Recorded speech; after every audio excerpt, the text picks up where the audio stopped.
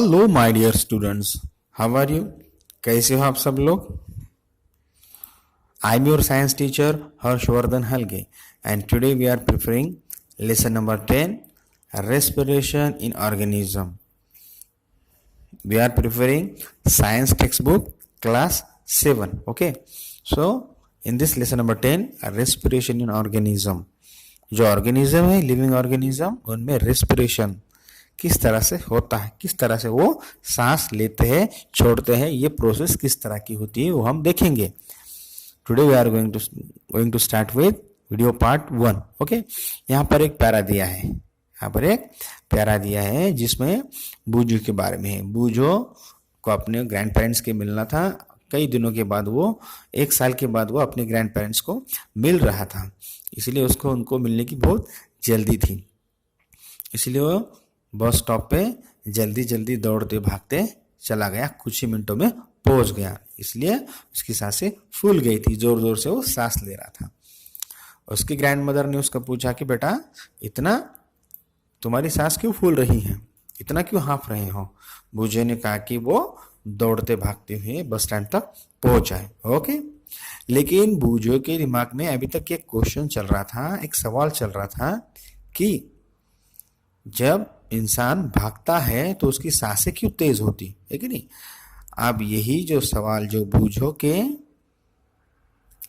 दिमाग में चल रहा है, वही सवाल, उसी सवाल का जो जवाब है वो हमें इस लेसन में काम आए. ओके, द आंसर टू बूजोस क्वेश्चन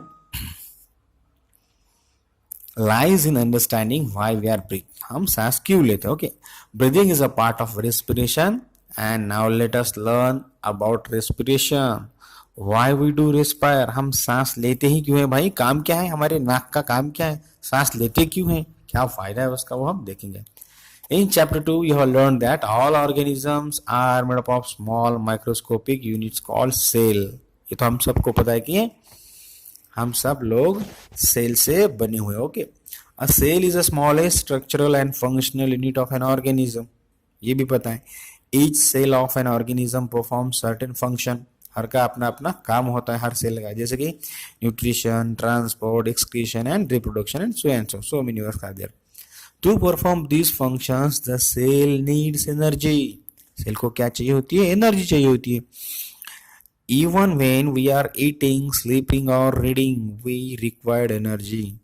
भले हम खाना खा रहे हो, सो रहे हो या फिर कुछ पढ़ रहे हो, हमें क्या चाहिए? Energy. But where does the energy come from? आती कहाँ है भाई एनर्जी?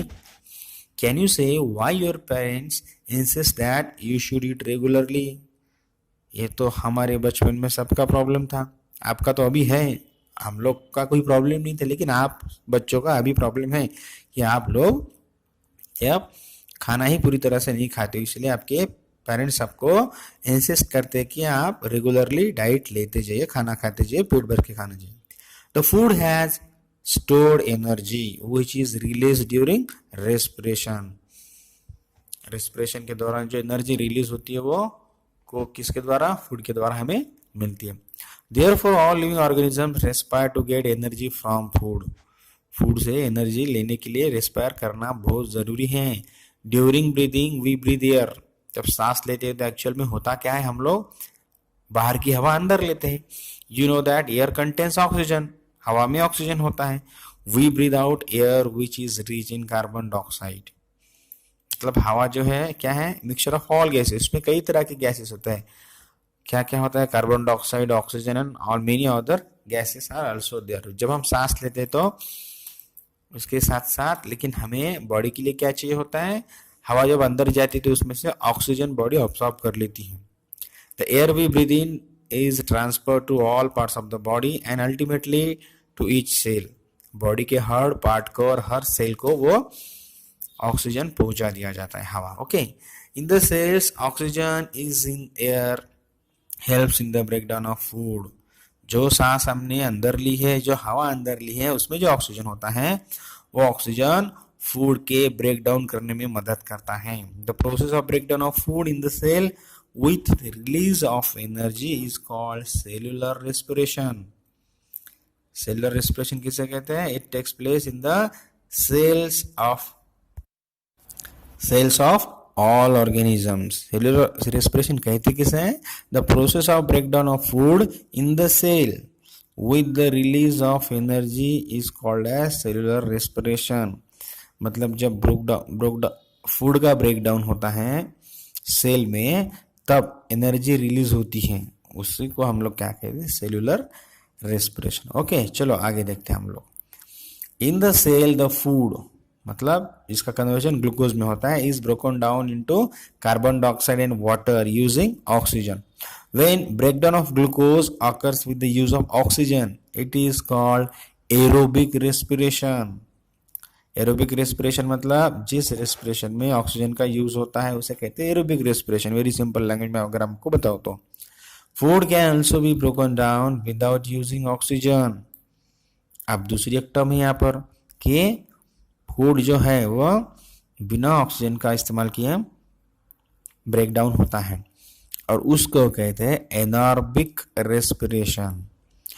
अगर आप कंफ्यूज नहीं हो तो मैं फिर आपको बता दूं, एरोबिक रेस्पिरेशन मतलब when breakdown of glucose occur with the use of oxygen is called aerobic respiration.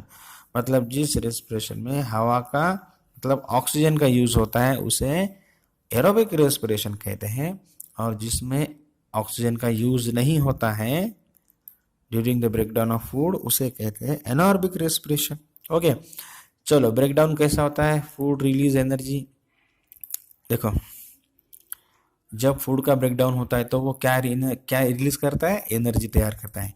Glucose in the presence of oxygen क्या होता है? हमें मिलता क्या है? Carbon dioxide plus water plus energy, इतनी सारी चीजें हमें मिलती है। हाँ, okay.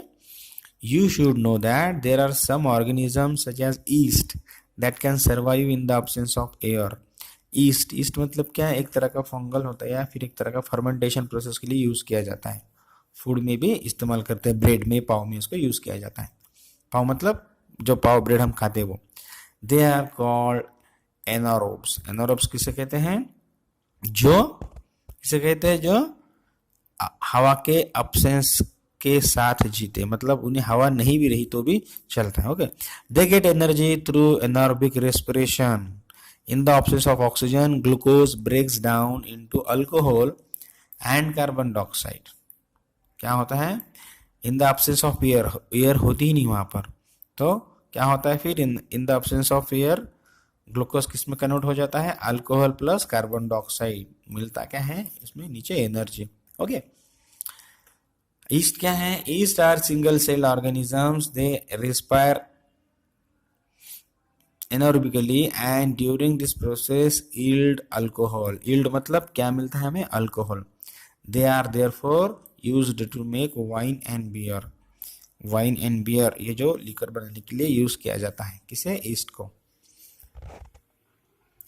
Now we will see our muscle cells can also respire anaerobically, but only for a short time when there is a temporary deficiency of oxygen। मतलब हमारे जो मसल्स है, बॉडी के मसल्स हैं, कभी कभी एनारोबिकली रेस्पायर करते हैं। एनारोबिकली मतलब क्या? बिना हवा के, बिना ऑक्सीजन के। अब ये कैसे पॉसिबल है? कुछ समय के लिए होता है, लेकिन क्यों होता है? It is because of temporary deficiency of oxygen. कुछ पलों के लिए ऑक्सीजन ना मिलना, इसलिए ऐसा होता है। ड्यूरिंग हेवी एक्सरसाइज, अभी ऐसा कब होता है? जब हम जोरदार व्यायाम करते हैं तब, एक्सरसाइज हेवी करते हैं तब, जोरदार भागते हैं तब, जोर से साइकिल चला रहे हो या फिर जल्दी जल्दी चल रहे हो या फिर कोई बड़ी चीज आपने वजन उठाया हो। Okay, the demand for energy is high, तब एनर्जी बहुत ज्यादा चाहिए होती है बॉडी को। But the energy supply of oxygen to produce the energy is limited.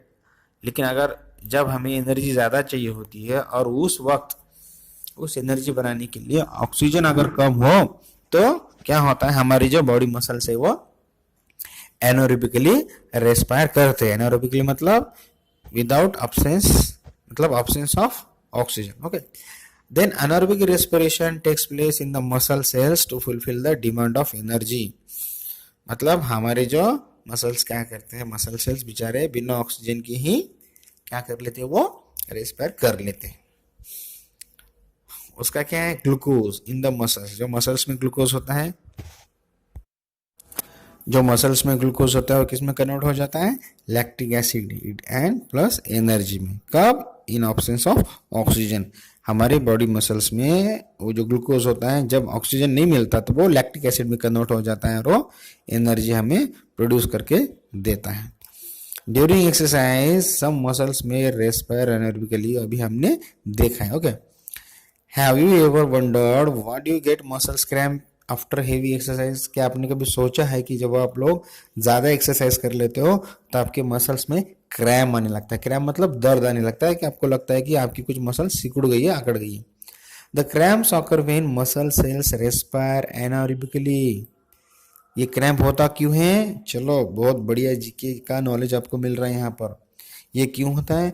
जब भी आप बहुत ज़्यादा भागते हो, बहुत ज़्यादा एक्सरसाइज कर लेते हो, अचानक से बहुत बड़ा वजन उठा लिया हो, तब हमारे मसल्स क्या करते हैं, एनारोबिकली रेस्पायर करते हैं। एनारोबिकली मतलब, फिर से बता रहा हूँ कि in the absence of oxygen, तब हमारे बॉडी में जो मसल्स में क्रैम्प आने लगता है।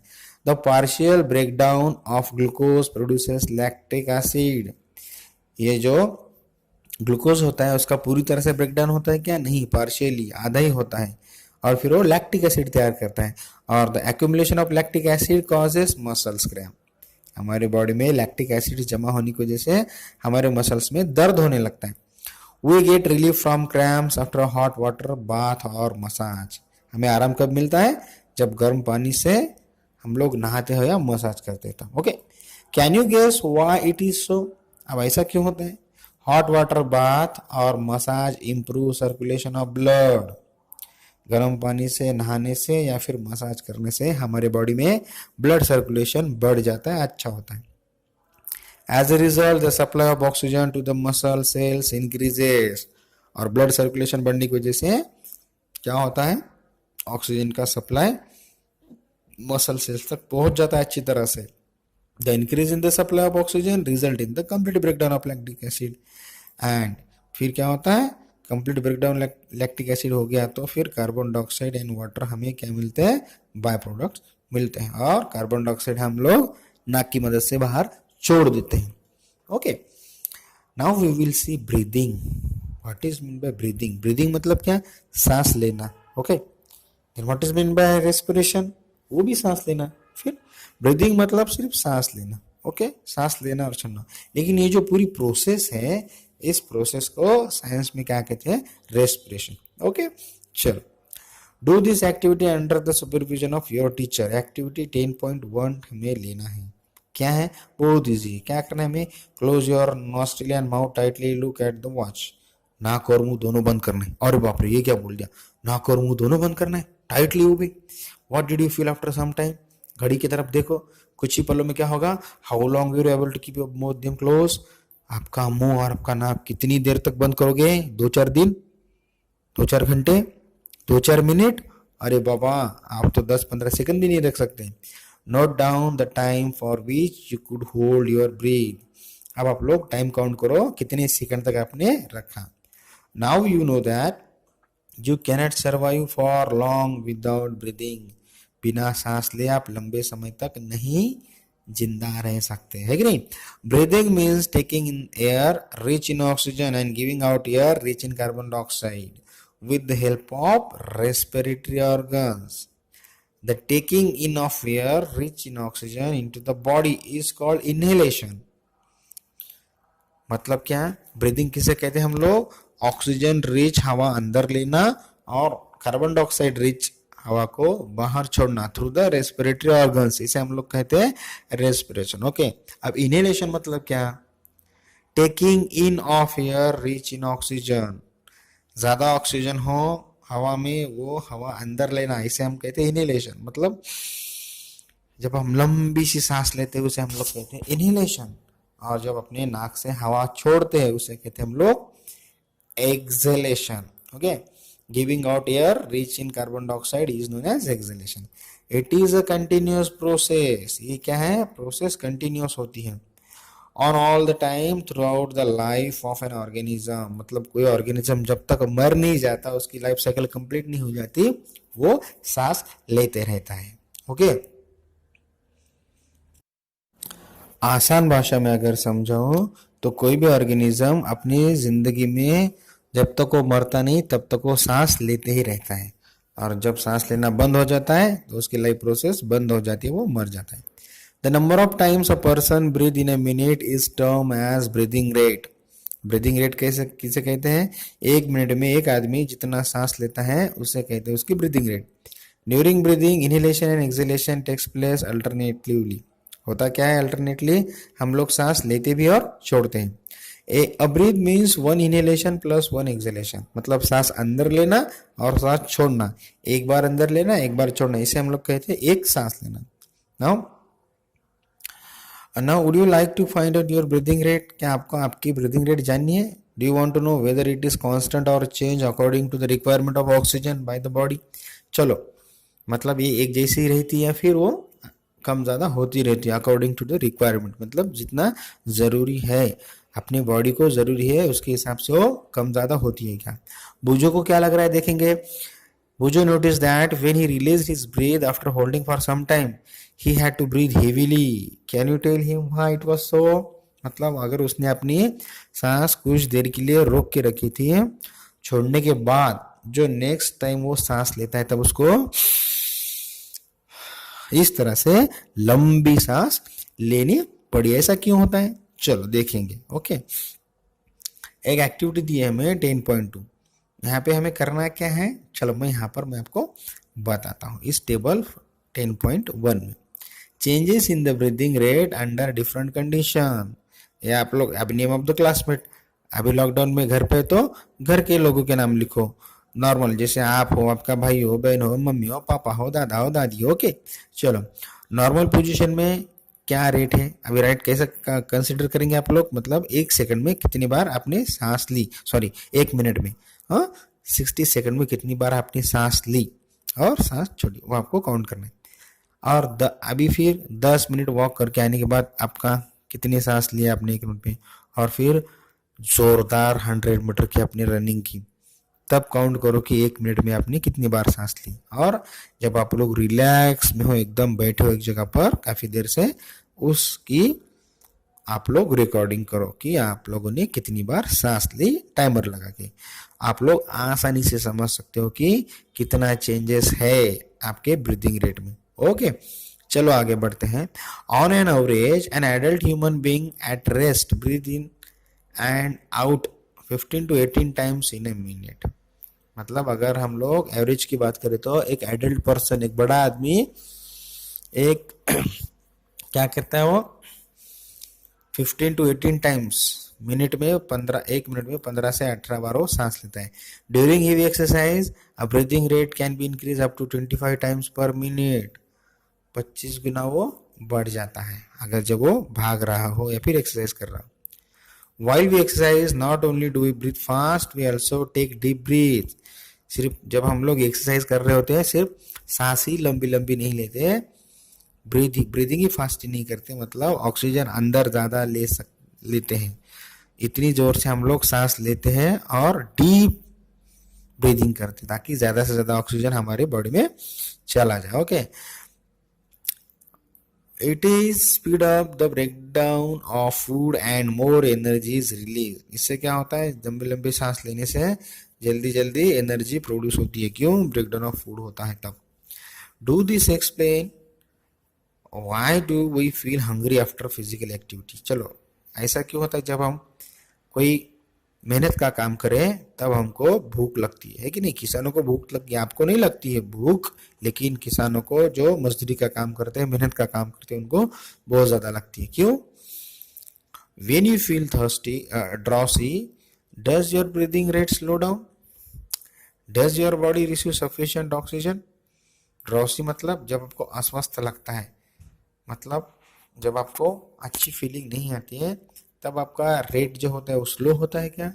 चलो देखेंगे। Does your body receive sufficient oxygen, तब आपको ऑक्सीजन पूरी मात्रा में मिल पाता है क्या? चलो एक्टिविटी 10 के यहाँ पर 10.3 हम लोग बहुत सारे काम करते हैं, जैसे यहाँ पर कपड़े धोना, सोना, चलना, भागना, पढ़ाई करना, सीढ़ियों पर चलना, है कि नहीं, बहुत सारे काम हम लोग एक दिन में करते हैं। करते हैं ना। Now Paheli wants to know why we yawn when we are sleep और ड्राउजी। पहली को ये जानना है कि जब हमें आलस आता है, जब नींद आती है, तब हमें यौन यौन मतलब जम्बो क्यों आती है, लाइक इस तरह से हम करते हैं ना, तो ऐसा क्यों होता है। Can you say in which activity the rate of breathing will be the slowest and in which we will the fastest. हमने एक्टिविटी की थी, उसमें स्लोएस्ट टेस्ट कब होगा हमारा, जब हम आराम करते हैं, और फास्टेस्ट कब होता है, जब हम भागकर अभी अभी आए हैं, है कि नहीं। Assign number to picture in the order to increase the rate of breathing according to your experience. Okay, तो हमने ये देखा है कि हम जितना ज़्यादा मेहनत का काम करते हैं तब हमें ज़्यादा से ज़्यादा ऑक्सीजन चाहिए, इसलिए हम लोग लंबी लंबी सांस लेते हैं और डीप ब्रीदिंग करते हैं, ताकि ज़्यादा से ज़्यादा ऑक्सीजन हमारे शरीर में जाए और हमारे बॉडी के पार्ट्स को, सेल्स को एनर्जी मिल सके। तो आज की वीडियो पार्ट फर्स्ट में हमने अब तक इतना देखा। अगले वाली वीडियो में हम लोग देखेंगे how do we breathe. Okay, तब तक के लिए tata bye bye, thank you. Video को लाइक करें, अच्छा लगे तो कमेंट भी करें।